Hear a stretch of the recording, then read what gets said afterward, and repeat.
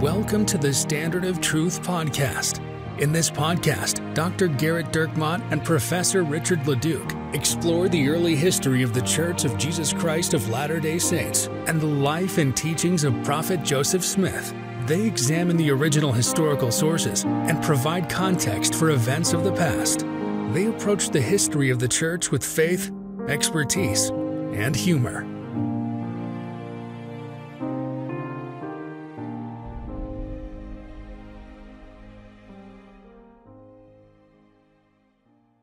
Hi, welcome to another episode of the Standard of Truth podcast.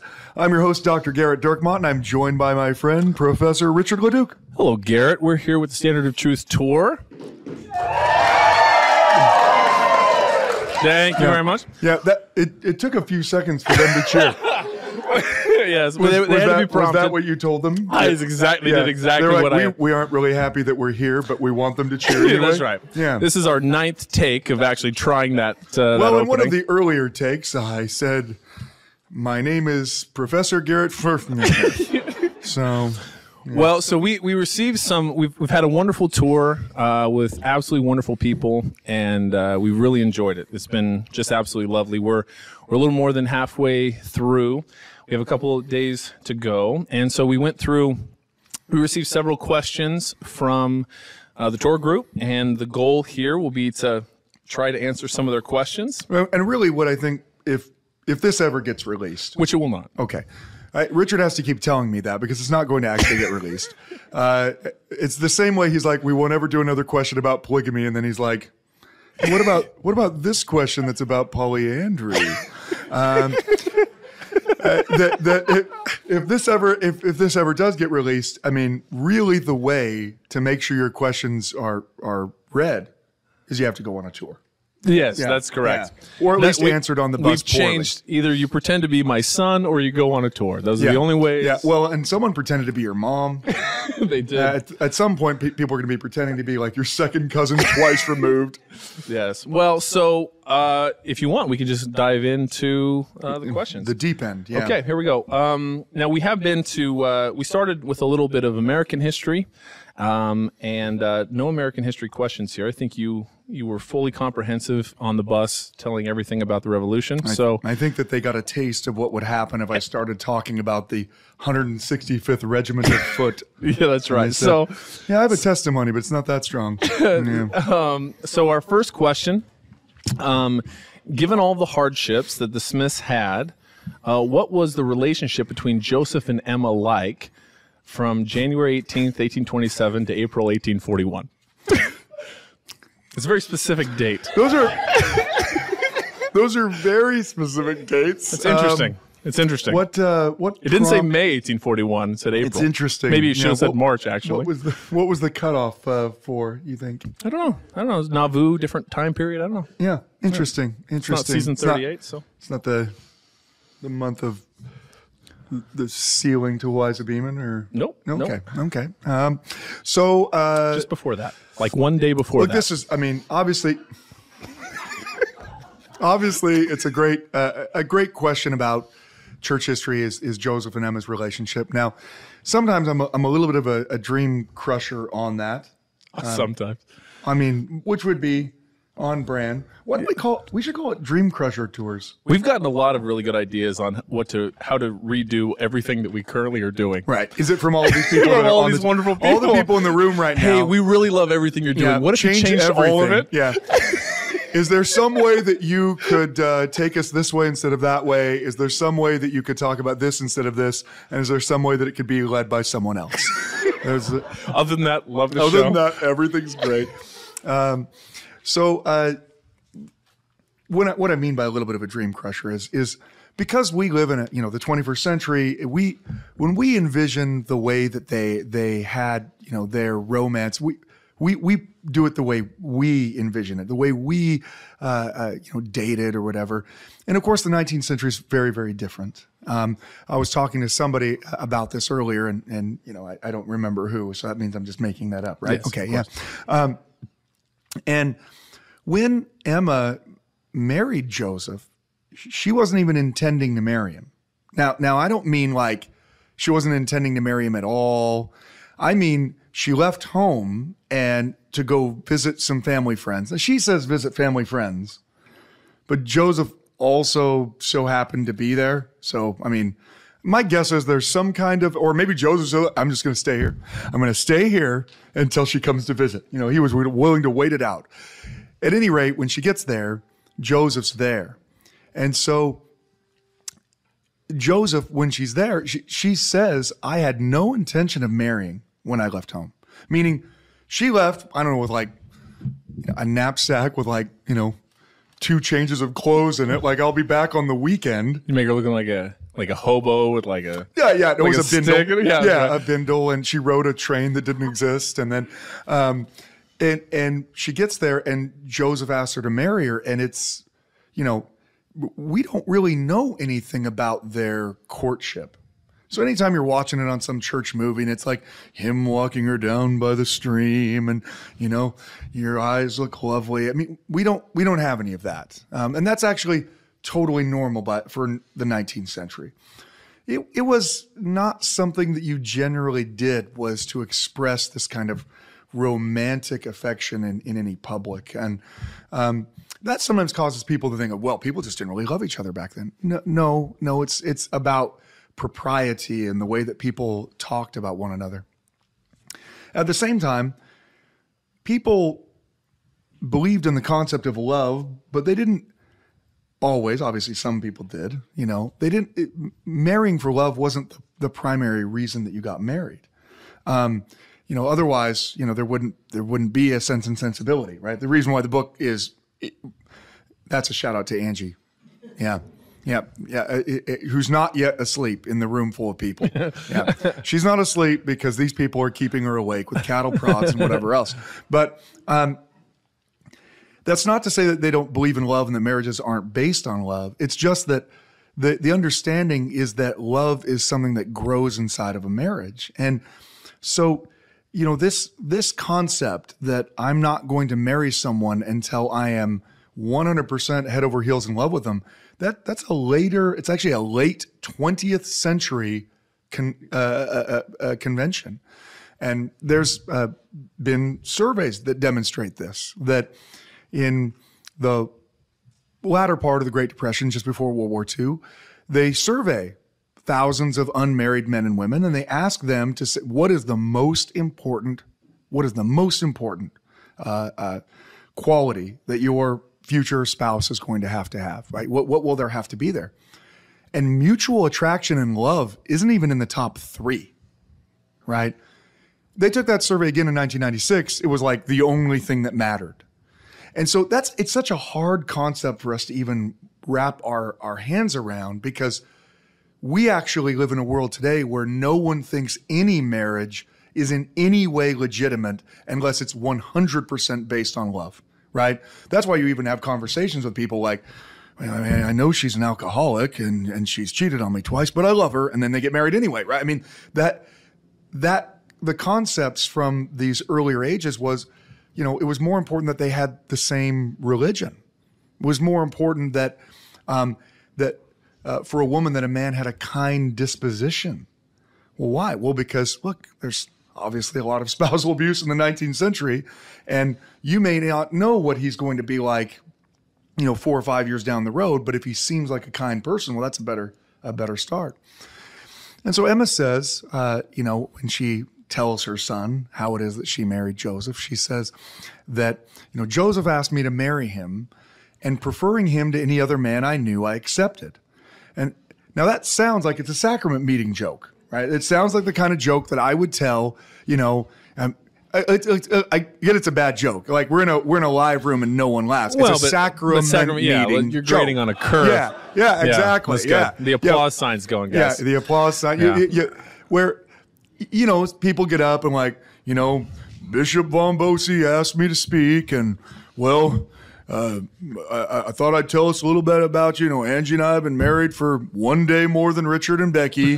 and I asked Angie to marry me, and she's so nice that she'd say yes to the first person ever. And so she said yes to me, And look, it's not a good joke. That's a barn burner in a sacrament meeting. Yeah, right. In sacrament meeting, that's rolling in the aisles. Yeah, that is a Johnny Carson level joke. I mean, that's a good reference. But very the timely. reason why it's a joke is that everyone listening is like, okay, I get it. You married her because you love her.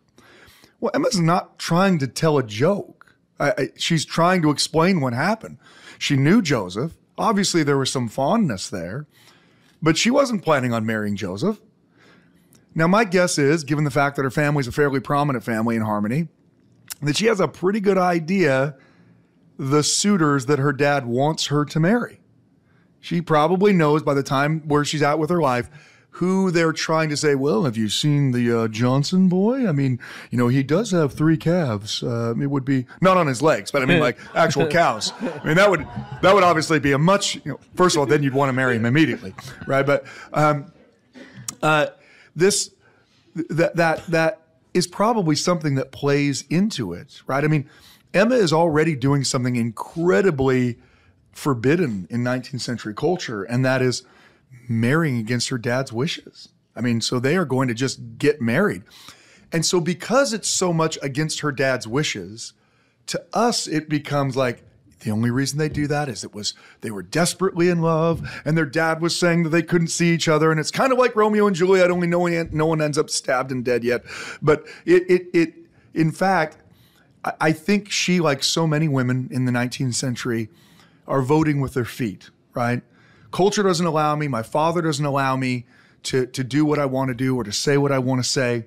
So because of that, if I marry Joseph, well, then at least I'm the one making the decision. And like she said, preferring him to any other man that I knew, I accepted.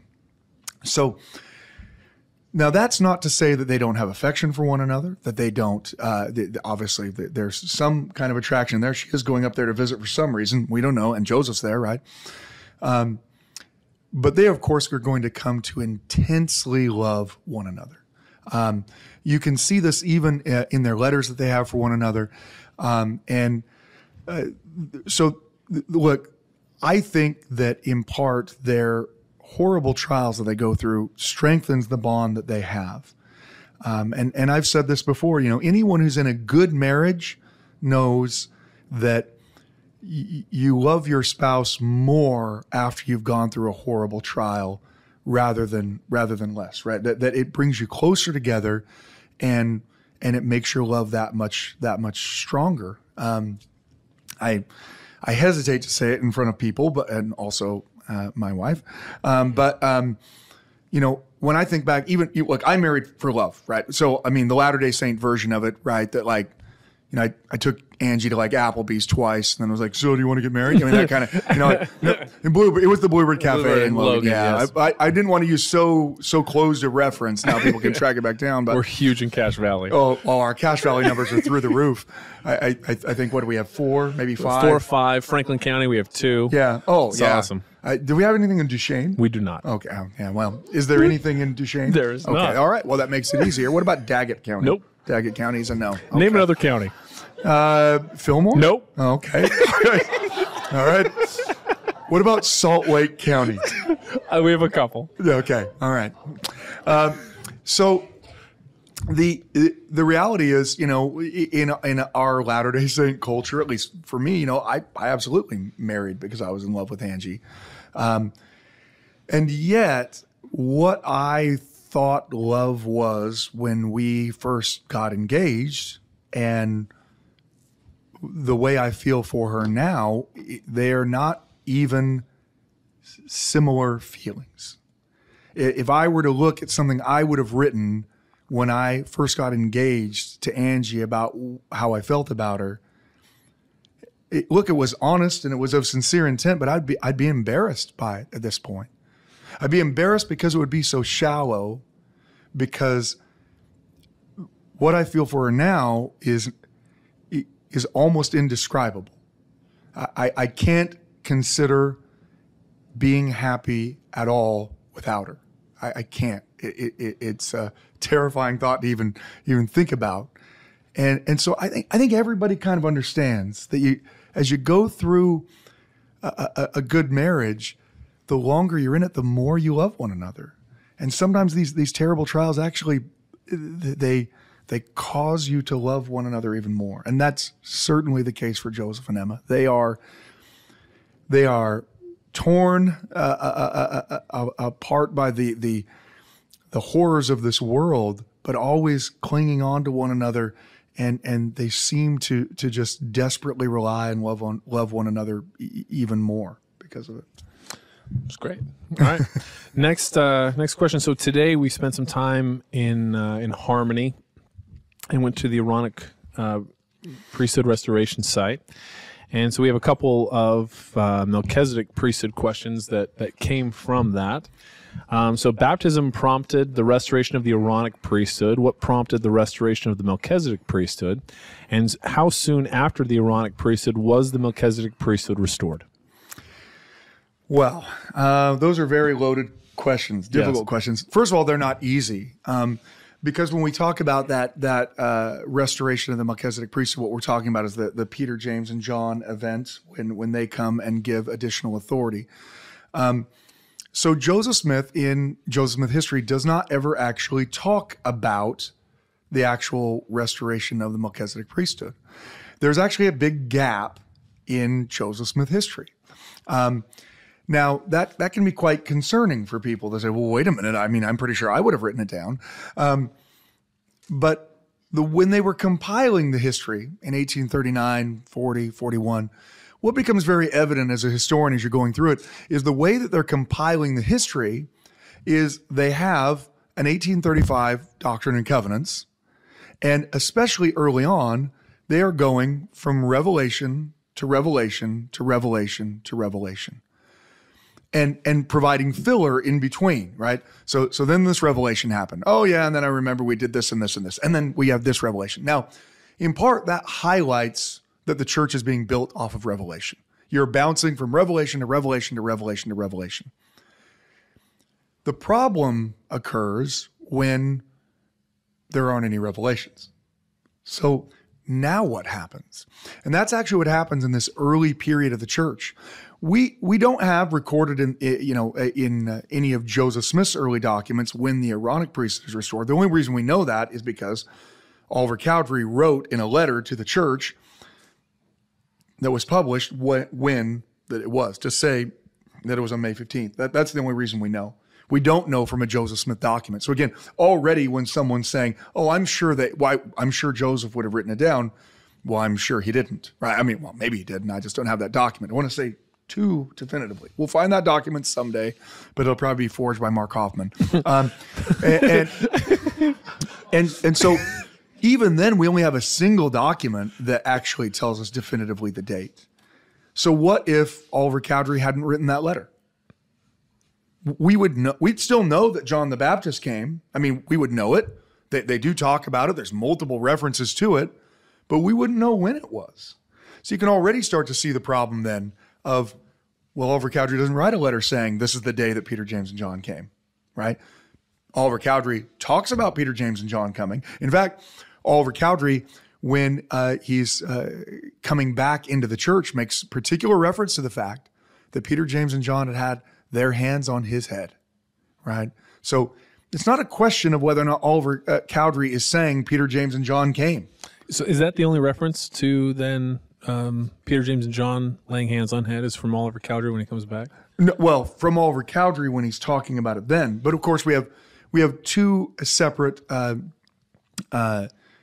Joseph Smith documents, one a revelation and then one a letter that will become a section of the Doctrine and Covenants that talk about Peter, James, and John. So the first is Doctrine and Covenants section 27. This one is going to talk about it as an already accomplished thing. Now, the difficulty with D&C 27 is that Joseph tells us that the first part is received at 1 month, and then the second part, which includes that, is received, he says, a month later in Joseph Smith history. But it talks about it as an already accomplished thing. Specifically about hands laid up. Well, let's pull it up, shall we? So in Doctrine and Covenants section 27, in this revelation that Joseph Smith dictates, the Lord is talking about all the things that are going to happen when he comes again. And honestly, the great party that there's going to be, the celebration that there's going to be. And part of that, talking about those people that are included, verse 12 says, and also with Peter and James and John, whom I have sent unto you, by whom I have ordained you and confirmed you to be apostles and especial witnesses of my name, and bear the keys of your ministry and of the same things unto which I revealed unto them, unto whom I have committed the keys of my kingdom and a dispensation of the gospel for the last times and for the fullness of times, in the which I will gather together in one all things, both of which are in heaven and which are on earth. So you get this description of what Peter, James, and John did. It's a past tense description that it's already happened. I've already ordained you. And what does he ordain them to be? Apostles. Ordains them to be apostles, commits the keys of the kingdom, the dispensation of the gospel, the last time, the fullness of times. So it's certainly much more than just this restoration of the authority to give the gift of the Holy Ghost. It's clearly much more than that. And we get a little bit more insight into this in yet another revelation in Doctrine and Covenants, section 128. Here, this is Joseph Smith writing a letter to the church, and he's trying to kind of cheer the church on a little bit, talking about the great things that are happening. And he says, and again, what do we hear? Glad tidings from Cumorah, Moroni, an angel from heaven, declaring the fulfillment of the prophets, the book to be revealed. A voice of the Lord in the wilderness of Fayette, Seneca County, declaring the three witnesses to bear record of the book. The voice of Michael on the banks of the Susquehanna, detecting the devil when he appeared as an angel of light. Now that is literally something that is not in the history of the church, that there is no other account of, and that we have no idea what it is. The one place we know that apparently there was a situation where Michael appeared to say that is not an angel of light, that is the devil. It's right there in that letter that Joseph's writing to the church. So it also it's a good demonstration that even though this event is clearly well known to Joseph, that it happened, that it affected him, that it was important, is not determinant of whether or not he's ever written about it before, right? But the idea of hands laid on head, though, that seems, is that?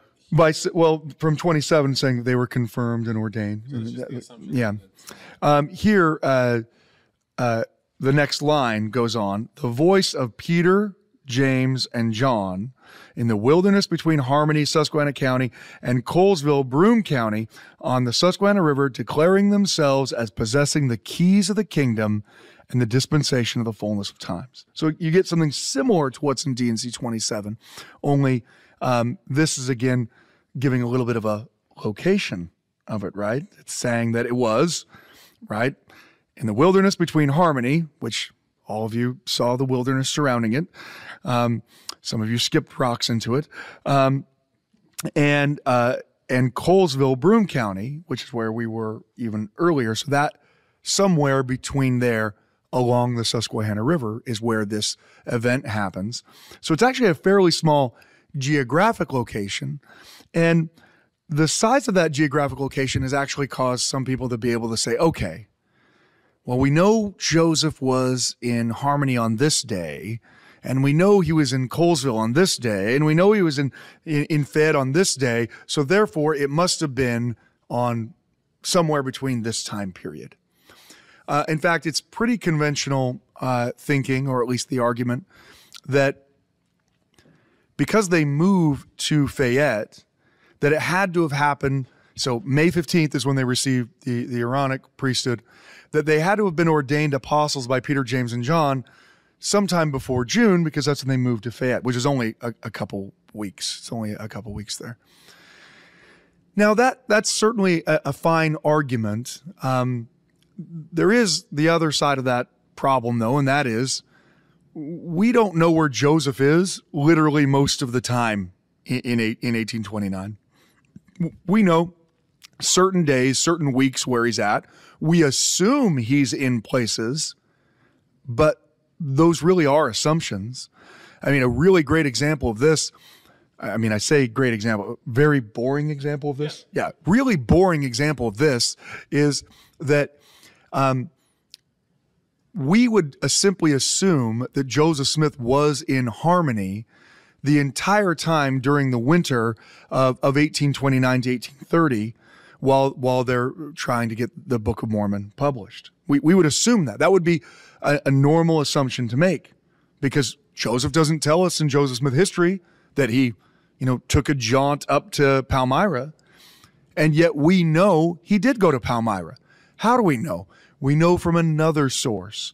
We know because, as these fine folks are going to find out tomorrow, Abner Cole, who was working in the print shop, the same Grandin print shop that Joseph was printing the Book of Mormon, he was publishing a newspaper, and he began stealing portions of the yet unpublished Book of Mormon and putting them in his own newspaper in order to drive circulation. Oh, you guys are all waiting for some of that gold Bible stuff. I've got the paparazzi view of some gold Bible stuff. Here it is. Well, when they find out about it, Joseph is so worried that he actually will take the stage, and the stage is very, very expensive. He'll take the stage up from Harmony all night to get to Palmyra so that he can go stop Abner Cole from printing portions of the Book of Mormon. It's a really big deal. Lucy tells us all about it. We know that Abner Cole was doing it because we have Abner Cole's newspaper. So it's not a question of, did this really happen? Or are they just making up the story? Oh, here's the Palmyra Reflector. I guess it was happening. If you were to just read Joseph Smith history, you would not know that Joseph ever came to Palmyra in the winter. That story is not in there. And again, that goes back to our problem with trying to date this. Actually, there's a gigantic hole in the history of the church. Because they appear to be using the Doctrine and Covenants as a kind of a guide, well, in their Doctrine and Covenants, there's a giant gap between July of 1829 and March of 1830. And so as you're reading that narrative, you can go read it. Go read the narrative. You'll see that it will be like, oh, we got the book to the printer and we were trying to share the gospel some more. Now we got the book done from the printer. I mean, it literally leaps over all of those months. Not only are there lots of events like Abner Cole threatening to beat up Joseph Smith and them having this argument over the publication, the illicit publication of the Book of Mormon, we know that Joseph Smith received other revelations during that time period. That revelation that he receives is not included in the Doctrine and Covenants. So when the compilers are compiling the history, that's not in there. It's not a matter of, that wasn't a real revelation. It was put into the Book of Commandments and Revelations. People believed it was a revelation. People acted on it as a revelation. It just wasn't what was readily available in the source that they were using. So that's why it becomes incredibly difficult to determine when exactly Peter, James, and John came. Yes, you could take a bet. What would the odds on bet be? I don't know. Is it better or worse than what the Heat have right now? Well, they lost yesterday. Didn't Yeah. look good. Okay. Yeah. We're going to talk about this for a minute. So, I mean, Yeah. the Heat, I think that they really needed to win last night. That's going to really impact things. I'll look up the odds. Okay, good. Yeah. Well, we, our people cry out for odds on games that have been decided weeks ago. Yep. It's the best way to make money in gambling. Track research staff Yeah. on top of this. Well, I mean, there are, again, there are people who argue what must have been in that 2-week window. It doesn't really actually fit the narrative very well. Joseph makes it sound like in Joseph Smith history that it actually takes a really long time. I mean, that they prayed and prayed and they waited and waited, that they really wanted something else. And maybe it occurred during that 2-week period, or maybe it occurred when one of the dozens of times that Joseph Smith, well, likely dozens, I don't know. See, there's me speculating, that Joseph traveled from Fayette, where he doesn't actually live, where he's up there for this early foundation. Maybe it occurred when he traveled back down to his farm. I mean, he does go back down to harvest his crops, we assume. I mean, that's what a good farmer does. goes back down for Emma. We don't really know. So that is part of the problem. We know so little about early Latter-day Saint history that often what happens is we grab a hold of the few dates we do know, and then we act as if everything has to occur with the dates we know, rather than being a little more circumspect and saying, here's a possible date where this could have happened, but we don't know anything about any of these other dates. Maybe they're possible too. Instead, we go, well, here's a possible date where it could have happened, so it must have happened then. And that's much more satisfying. It's a much more satisfying answer to say, this is when it happened. But as all of the listeners of the podcast are well aware, we don't do satisfying answers or even satisfying podcasts. We do nuance that leads people to not know what we're talking about. So is there potentially something that then may have prompted it, do you think? Well, so here's the other... With the heater, you're plus 650. So that means if I had 100 pieces of bread and I was to give you 100 pieces of bread, that figurative if the bread heat won, then you would give me 650 pieces of bread back. Wow. Not money, because we're against gambling. But bread we're fine with. Or walnuts, whatever. Yeah. Pelts, perhaps, of some kind. Yeah. So the the reality is Joseph does talk about another event in the history of the church that he will relate to the restoration of the Melchizedek priesthood. In fact, that's what he will call it. He will say that that they'd been praying to receive, to have that blessing realized, that the angel, John the Baptist, had promised that if they continued faithful, God would give them this further power.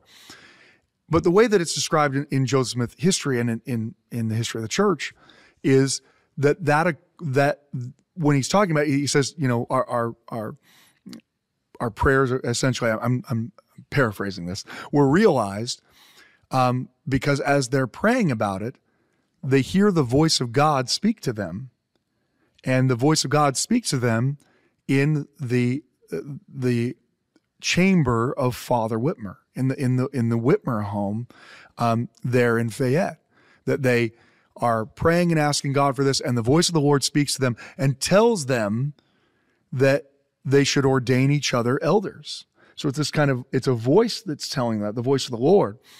Not only is this in the history of the church, it's also in what we were just citing in Doctrine and Covenants section 128.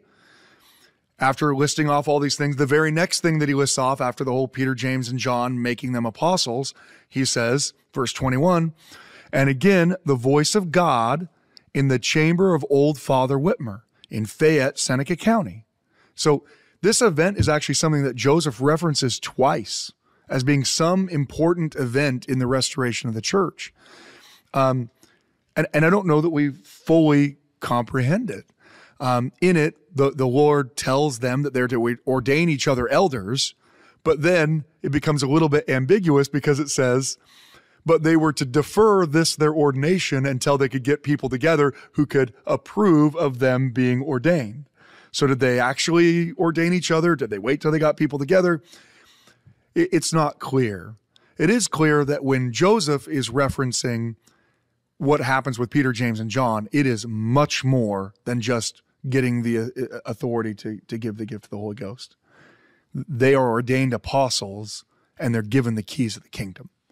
Something that Brigham Young is going to say had to occur before the organization of the church, because you had to be an apostle and have apostolic keys to organize and to run the church. That's part of what Brigham's going to argue. All right, so that's great. I have another, just a short question here about all of the shoot-offs created after Joseph Smith's death. So if you can give me offshoot branch, offshoot branches of the church. shoot-offs. The shoot-offs. There was, yeah, that's a different question. Yeah, I feel like one is a Willard Richards question. It was. What are all the shoot-offs? What are all the shoot-offs? The Great Carthage shoot-off of Yes. Willard Richards. Yes, offshoots. Yeah, all the offshoots, different, every yeah. church, all of them. And go. We'll have to do several podcasts. We have promised that for a while, the succession we crisis. promise a lot of things that we don't deliver. We promise information. We promise humor. We promise talent. We've never promised talent. That's true. We haven't promised any of this. All right. So how many? Many. I would need someone to give me that same date range in the sense of when, because some of these offshoot or shoot off branches. Shoot off branches. When I grew up, that's what we called them. Yeah. Okay. Yeah. I didn't read that incorrectly. Yeah. That's what we've always called them. Yeah. In my home. Yeah. The shoot off I can see branches. what you're reading. It seems like maybe Shoot we offs. need to have him tested. So it's hard to tell because some of these that are essentially offshoot branches that begin after the death of Joseph, they aren't immediate, but within a certain time frame. And so you really kind of have to draw a distinction between when am I calling something an offshoot branch related to Joseph's death, and when am I now just a regular old apostate forming a new church out in Utah? Because, like for instance, in winter quarters or during the winter quarters time period, you're going to have Alphaeus Cutler, who is a member of the High Council, lead an offshoot branch back, to Missouri, and they become go back to Missouri.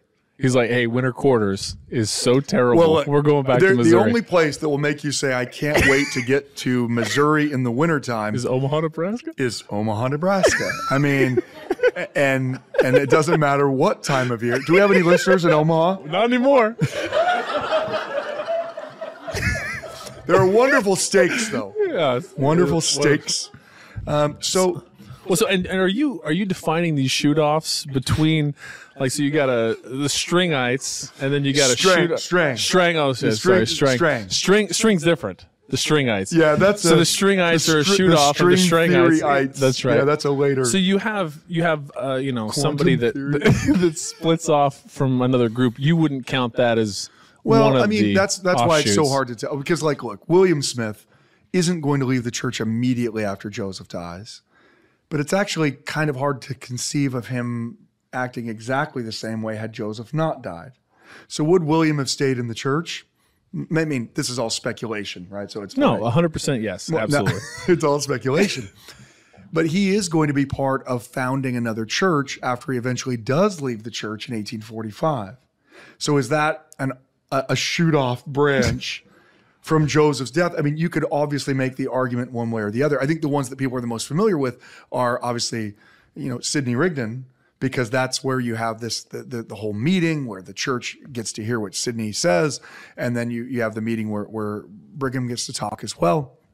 And so, and similar to that immediacy is James Strang claiming that he actually has the keys and that Joseph told him if anything happened to him, he would be the leader of the church.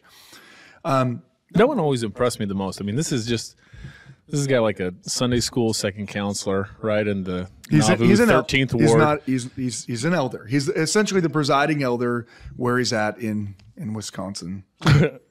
So that's the main reason why I have a problem with it. Well, but I mean, thousands and thousands of people follow him. Initially not as many. So what you find with people who tend to gravitate towards the shoot-off branches, the offshoots, is they are generally people who are not in Nauvoo. They're generally people, again, that's a generalization, and someone's sitting here thinking, well, wait, my great-great-great-grandfather, he lived in Nauvoo and he became a stringite. Why are you here? Anyway, but no, we came back. There are some who follow Sidney Rigdon, a few dozen that follow him in Nauvoo, out of the, well over 15,000 Latter-day Saints that are roughly in the area. And there are some who follow James Strang in Nauvoo, but again, not that many. Where they're really going to get their converts is from people that are affiliated with the church in the various branches all over the country, especially along the East Coast, and especially among newly arriving members coming from the baptisms that are going on in England and in other places. Now, why is that? Well, it's pretty easy for Rigdon or Strang or any of the other offshoots, William Marks for a time, it's easy for them to argue that Brigham Young has hijacked this religion, and he's teaching all these crazy doctrines, because many of the things that are being taught by Joseph at the end in Nauvoo are not, the door approach in Manchester, England isn't, let me tell you how God was once a man. It was my door approach when I was in Wisconsin. And so if you have a member who just joined the church in England and they come across on a ship, and what they think they've got is, I can't wait, I'm gonna go meet this prophet, but they think they've got Christianity plus Book of Mormon plus some cool revelations. And they land and someone's saying to them, you're not going to Nauvoo, are you? They're teaching that God used to be a man there. Brigham Young is teaching people that God used to be a man. Well, that's the most blasphemous thing that could ever possibly be spoken to a Christian. What do you mean God used to be a man? God and man aren't even similar. Well, or, Brigham Young's practicing polygamy in Nauvoo. Do you think Joseph Smith would have practiced polygamy? Well, of course not. Right. But the members in Nauvoo, they are aware of those things. Also, I think similarly, the power of the Quorum of the 12 has something to do with it, because outside of Nauvoo, you may not fully comprehend the prominent role that the Quorum of the 12 takes in Nauvoo and in the church, right? How would you know that just by reading something? I mean, that would be very difficult. But if you're in Nauvoo, yeah, you see it. You see it on a weekly basis as the apostles are assigned to do certain things as they're leading meetings. You see what their role actually is. And so a lot of their converts come from those areas. But there are, people like, Bishop Miller, he's going to stay in the church at first and then apostatize at winter quarters and then go and lead a group of people away. You're going to have people like Lyman White, who isn't going to claim at first that, Brigham's not the real leader of the church, but he has already gotten permission from Joseph to lead the group of men who are up in the Wisconsin pineries. Seems like Wisconsin really is a recurring theme with, the group of men who are cutting down trees for the temple and for the Nauvoo house. He's already gotten permission from Joseph that he can lead them down to Texas and settle in Texas, where for a long time the church actually believed all of the church was going to go. And Lyman White wants to go. And Brigham allows him, says, and Lyman White's an apostle, tells him, you can go, you just can't take anyone else that wasn't already a part of that. Now, of course, some people still go. Lyman White will be tentatively, or at least, nominally, still a member of this church for a couple of years before he's eventually going to be excommunicated. So, I mean, how would you quantify that? Is that an offshoot after Joseph?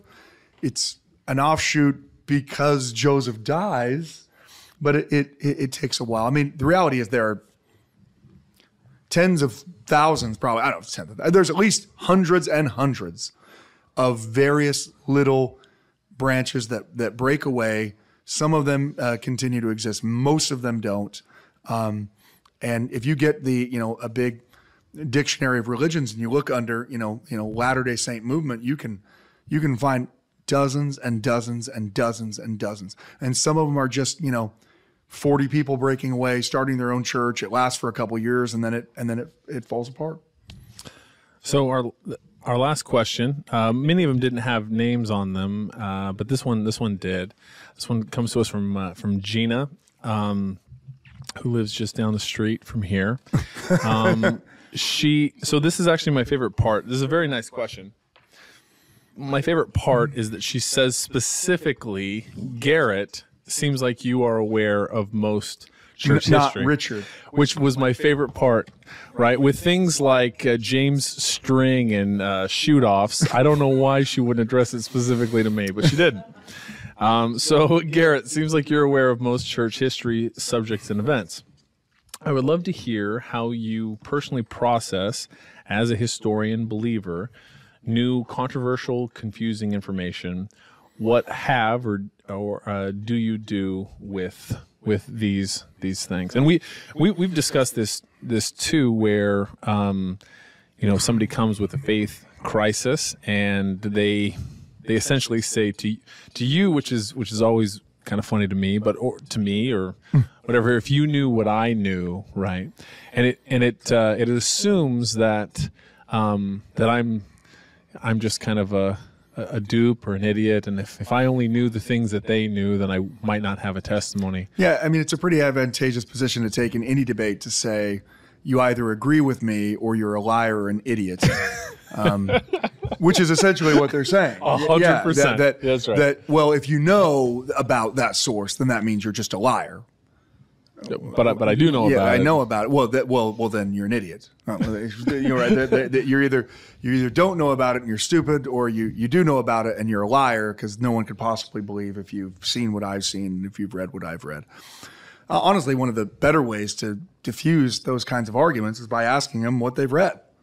And you'll find relatively quickly that while they can point you to the URL where they read it, they don't even know what source they are reading from, right? Let me get this straight. This letter that you read, claiming that Martin Harris said that he never actually saw the gold plates, is so important to you. You're so certain that this is true that you no longer believe Joseph Smith's a prophet. This is the reason why you're going to alter your entire life. You're going to leave the church. You're going to have all kinds of family things that you got to wade through because of it, because of this letter. And you don't know who wrote it. You don't know where it is. You don't know the context in which it was written. That's crazy. Talk about not knowing what it is that you believe. If this is now the thing that is so important to you that it's going to cause you to throw away all of the good that you've ever had in the church, I would guess that you would at least want to know what it is you're reading. Not just, hey, I found some words on a webpage. Not just, hey, someone told me this. I don't mean to denigrate. Look, people have very honest and sincere questions. Everybody does. If you don't have any questions about religion, well, then you must not really believe, because belief causes you to ask other questions. What do you think it's really going to be like in the post-mortal life? I mean, what do you think, what really is the dividing line between spirit prison and paradise? Those are normal questions. But I think often we are very quick to throw out the good that we have, and that doesn't mean that we'll have answers for everything. It doesn't mean that we have good answers for things. Look, if I read something where I'm like, whoa, I didn't know that, right? And of course there's things like that. I can't say that I read it and I'm like, wow, boy, that really hurts my faith. I mean, in part because I in some ways I kind of expect it. I mean, we're all humans. We all make mistakes. None of us would want someone years from now reading through a day-by-day entry of what we did that day. We would like to heavily redact it. It would be pretty similar to this podcast every time I mispronounce my own name. I would like to point out all of my mistakes stay on, by the way. I'd like to point that out. Yeah, like when you said stringites. Yeah, stringites. Yeah, that all stays. Yeah. You flub your own name, cut it out. Yeah. Welcome to the Standard of Trump podcast. That's right. It's the standard of lies. So, I mean, I understand that reality. I understand that. And if people have questions, welcome to literally everyone else on earth. You're not unique because you have some kind of question about the history of the church. You're not unique because you're trying to figure out how things work. It's normal. The difference is, what do you do with the question? Do you decide that if you can't find the answer to that specific question, there's no way that anything else is true? Or do you say, I want to find out an answer to this question? You look into it, you try to find it, and sometimes the answer is, it hasn't been revealed. And if the answer is it hasn't been revealed, do you say, well, then I'm out? Or do you say, I really hope at some point God provides more information so that this makes sense to me? And this is exactly what Brigham Young did. We talked about this before with Doctrine and Covenants, section 76. When that was revealed, his response was, how can that possibly be true? You're saying that there is no hell. Every Christian believes that hell exists. Every single Christian. My pastors all taught me that hell exists. My parents taught me that hell exists. Every person I know believes hell. Every single Christian then must be wrong if that is right. And as he said, I didn't reject it, but I could not understand it. And then he's going to go on praying and thinking and praying and thinking and praying and thinking until he receives revelation to himself that confirms to him that D&C 76 is a real revelation from God. That's what I would hope that we can try to do. That instead of finding one wrench in the works and saying, that's it, we're throwing it all out, realizing that there's some things that you won't have answers to. There are some things that haven't been revealed. There are some things that we can't quite piece together historically. I mean, I just spent like 40 minutes trying to explain that I didn't know when Peter, James, and John came, and I still didn't make it very clear. Yeah, right now, everyone's like, I have no idea what he said. But that idea, I didn't reject it, but I couldn't understand it. You don't have to fully understand everything that's taught in the church or every bit of history that's ever come to believe. Someone who tells you that you do is holding you up to a standard that they don't hold themselves up to in the things that they believe.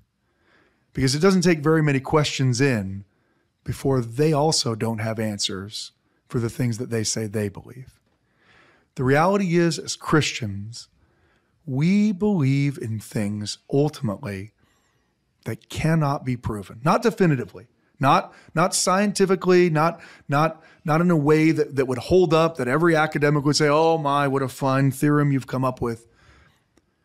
You have to have faith and believe.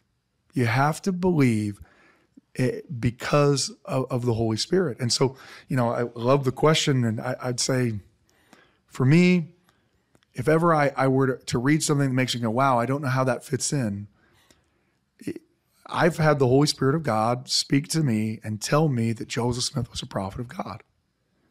And whether he's, writes something a certain way in a letter or not is not the deciding factor on whether or not God has told me that. And I hope that there'll be further revelation that will help me understand some of the questions I have. But until then, like Doctrine and Covenants, section 21, I intend to believe and follow the prophet in all patience and faith. That's what's required of a believer.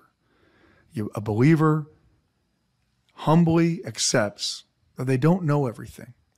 And yeah, it's a little offensive when someone essentially says, well, you're just a blind, mindless sheep.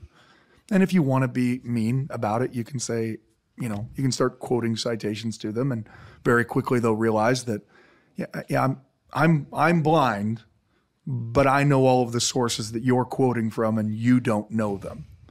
But I just haven't read anything. I mean, it's a little bit offensive. The argument that only a liar or an idiot could possibly believe. It's the same argument that was made at the very beginning with Abraham and Mormonism unveiled. You don't have to know everything to believe. You just have to feel the Spirit of God to believe. That's it. So thank you for joining us on our special Standard of Truth podcast. And we will let everyone continue on with life and find something better to do with their night. Yeah.